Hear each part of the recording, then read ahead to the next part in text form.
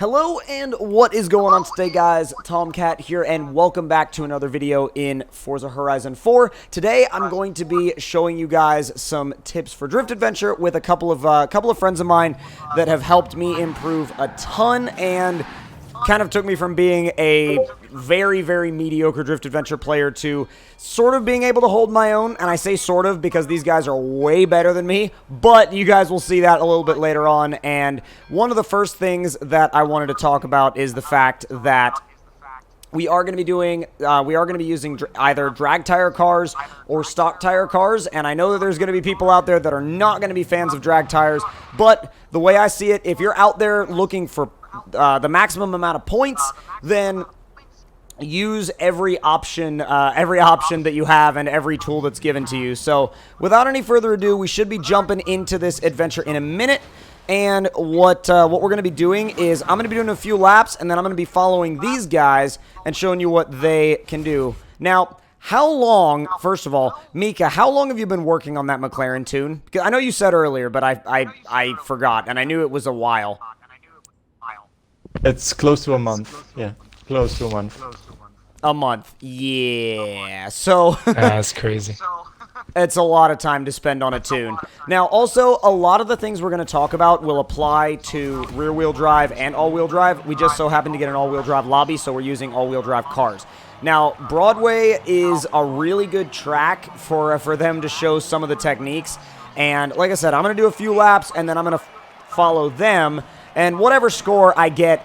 You know, I'm not too worried about my score, but they're generally anywhere between 50 to 100,000 points above where I end up scoring. So we're all in very different cars. Rob's in a like 30s Ford, and Micah's in a McLaren. I'm in a Rosian. So, oh buddy. Usually on the first lap, I mean, I don't really take the first lap too seriously. I don't think you guys do either, really. I mostly trash it. Yeah, I mean, the point of the first lap, at least for me, is to kind of warm up a little bit and not really think about much else. I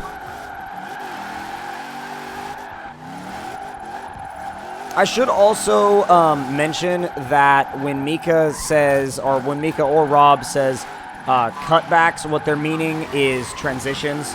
They're using the two words interchangeably, so in case anybody catches one of those and doesn't know what that means, that's what it means. If you know it as transitions, that's what they're talking about. Or switchbacks. Cutbacks, switchbacks, both are the same. Yeah, cutbacks, switchbacks, transitions, mostly the same thing. Yeah. So many words for that. So the first thing that I want to touch on, and I want to talk to you guys about, and like I know Mika, you had a lot to say about this earlier, is kind of what would be a good place and a good way to start jumping into Drift Adventures if you haven't before. And like if you haven't before but you want to and you're kind of new to it, like what's a good place to start? A good place to start? Well, it depends actually on what kind of an adventure you first of all have. It depends if you have a rear-wheel drive or an all-wheel drive one. The second of all, you have to look at what kind of tracks you have. Me and Rob, we have cars for smaller tracks, like Broadway. But we also have like cars for the bigger tracks, like Lakehurst and Hollywood. Those tracks have longer corners. So we want to make sure that our cars have to do less cutbacks, drivebacks. Because the less you do, the less points you will lose, because you have to straighten up your car. Because I think a lot of people make that misconception that they can transition the car really fast and not lose any points, but at the end of the day, they don't realize that dead spot, I mean, that dead spot in scoring, you're giving up like 10, 20, sometimes 30,000 points, you know? Yep. It's more noticeable on the bigger tracks, obviously, but people think, like, when they drive the Formula D cars, those cars have, like, very fast cutbacks. Yeah. So that's one thing that I want to address, like, that doesn't really matter. You still straighten up and you still lose the points. Right. It might not be as much as, you know, another car, but you're still losing points. I mean, you could get, you know, destroyed in a, you know, like you could be in a Formula D car and still get destroyed by somebody in, you know, I don't know, like a van that's tuned properly and knows how to drive it. You know what I mean? Yeah. Very true. Also, one thing is power. Obviously, Power, yeah. You want to have as much power as you can have. Preferably a car that has also a lot of torque, so you can sit lower in the revs. So you don't always have to think, oh my god, I have to switch my gearing. But no, you actually want a car with a lot of torque also. Right. Well, and also, I mean, talk about why we're using drag tires. Not just because we're not just using them just to use them. I mean, there's a reason there behind it. And correct me if I'm wrong, but it's because you're looking for the lowest amount of like lateral grip possible, pretty much. Yep, that's it. Yeah, it's pretty much it. Yeah, these tires have like literally no grooves in them, so they're very slidey once you put up the tire pressure. Right, and tire pressure is a massive part of these tunes, but we're not really going to go into tunes too much because that will be a whole nother video in itself, and you could literally talk about tunes for like forever. But I think another thing that I know we didn't really touch on it much earlier, but another thing that some people need to think about, you know, if they're new to it and they're trying to maximize their scores is knowing where, and I'm far from perfect at what I'm about to talk about, but is learning the track limits in relation to where you can score. You see what I'm saying? Well, one of those tracks is Broadway. Broadway is one of the prime examples that you actually have. Yeah, it is. Mm-hmm. So I can, TC, if you can come to me, I can show it right now, what I mean by that.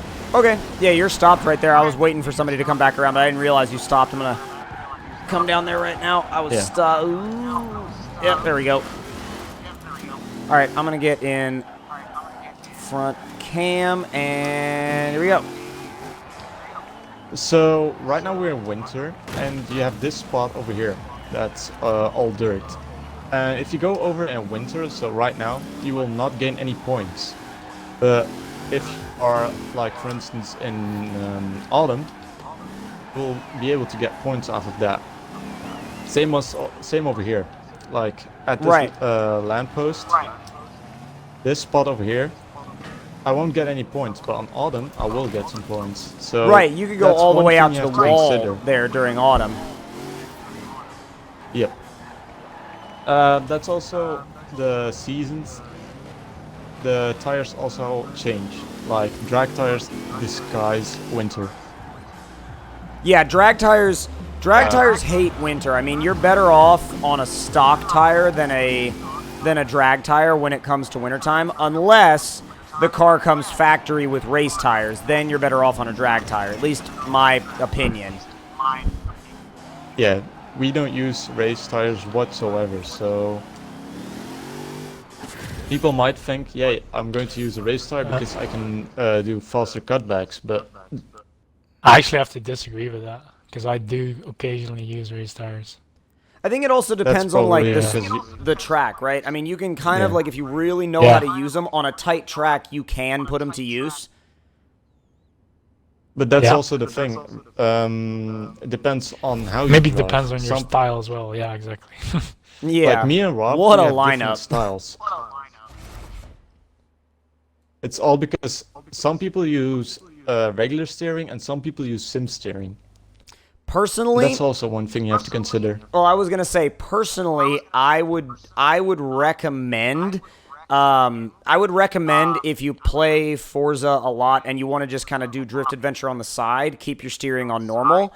Only really do sim if you want to like go nuts. That's just my personal opinion because you're gonna have to put a lot of time and effort into learning sim steer. The best thing to learn sim steering, in my opinion, is take an FD car and just throw it around corners. Yeah. If you can manage to catch it, you can start working on sim steering on normal cars, and then you can move on to FD cars to start learning those switchbacks, and then go over to normal cars with race tires. Yeah. And then eventually you can move to like sim steering on an Izetta. Yeah. Yeah, that is Yeah. just something else. The Izetta is what I would consider a high skill, high reward car in Drift Adventure. Yeah, because you can do really well with it, but it's not like if you don't know what you're doing and you jump into an Izetta, you're just gonna be backwards. Like literally everywhere, you're just gonna be backwards. Yeah. That's Pretty what much. happened to me on stream when I used it. Is that I just literally wound up backwards on every long straightaway, and I had to like force myself to only go for like this minuscule amount of angle. Yeah. I mean, your because that switchback car- happens within an eye blink, right? Fuck. This is one of my favorite That small tracks, of a- actually. So we're gonna hit probably. I'll hit a few laps, and then I'll follow you guys for a few laps. What do you guys usually run here? Because I think my record here is like 3:05, 3:06, something like that. Yeah, I usually 325. usually aim for 320 plus. Yeah. Yeah. Also, I know this is like a super basic detail, but as far as like camera angles, I highly recommend running the far cam, not the close cam. I know a lot of people run the close cam on their cars, but you'll be able to have such a better view of everything going on your car, like around you and around your car, if you run the far cam. Yeah, it would be one also. Far cam. Oh. Oh man, and see, if you touch the snow, your points die. If you touch the snow, they really do. Yep.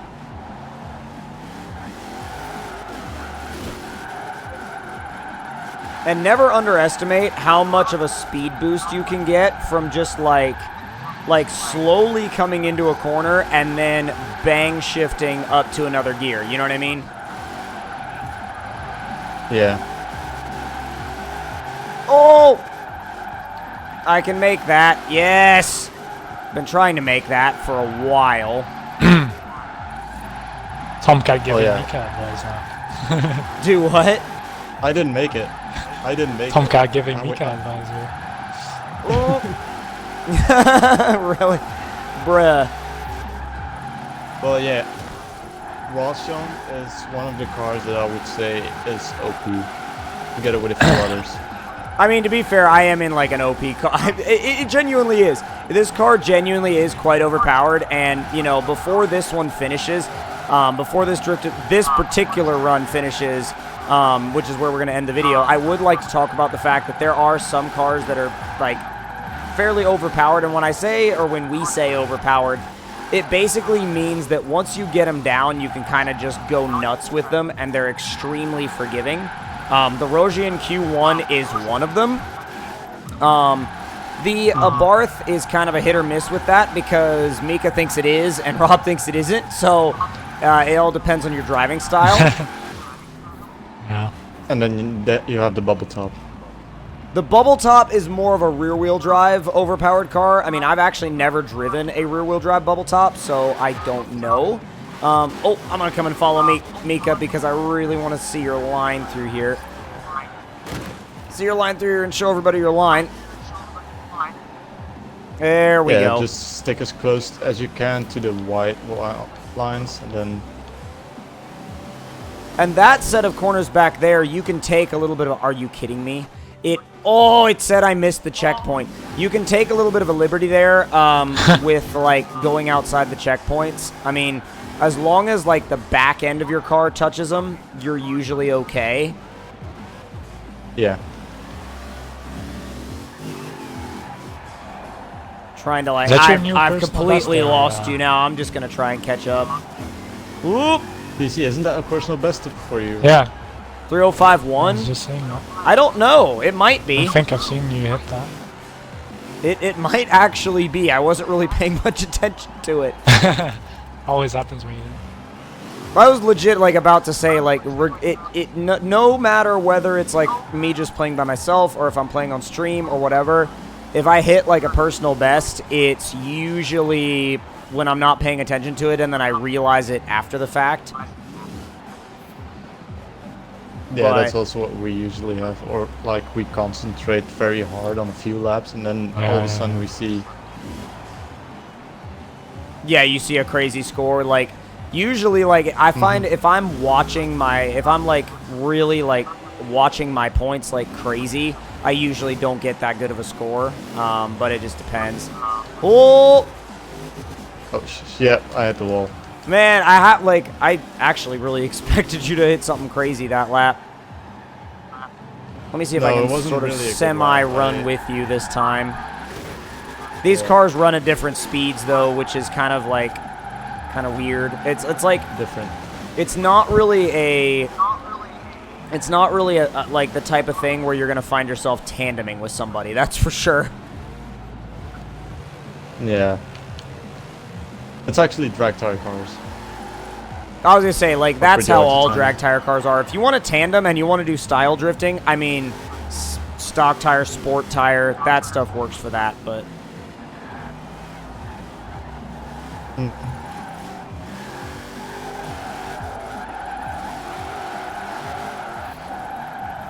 I'm gonna focus. Ah, crap.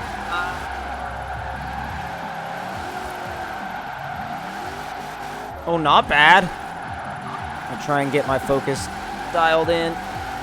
No! Oh, I hit the snow. That's exactly where I didn't want to go. Brilliant.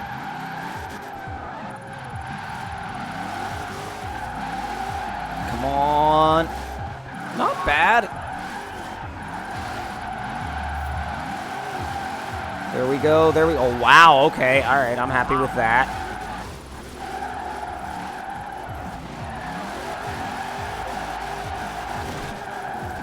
Woo! Wow, okay, that's definitely a personal best there. Definitely. Wow, nice. Hey, Score, right after I set Yeah. mine, Mika sets his. Nice. I mean, I know it's probably not your personal record. You've probably gone much higher than that, but No. Yeah. that's like what? Like, yours is like, what you said earlier, like 326? Yeah, Rob has a higher PB on this track than I have. Yeah. And before this ends, before we finish everything up, I just want to touch on what I think is the biggest thing, the biggest aspect of any of these, especially drifting with anything drag tire related, is throttle control is literally everything. I mean, you let off the throttle and you'll slow down really, really quick. It's almost like hitting the brakes, but like you get on it and you'll fly into a wall if you're not careful. Yep. That's actually my PB as well there. That's awesome. That's awesome. We all ended up doing fairly well for ourselves that time. But if you guys enjoyed that video and a little bit of a look into some tips and tricks for Drift Adventure or for getting better at Drift Adventure, then leave us a like. Let us know in the comment section below what you thought. And if you're new, then consider hitting that subscribe button. And I will see you guys next time. Talk to y'all later.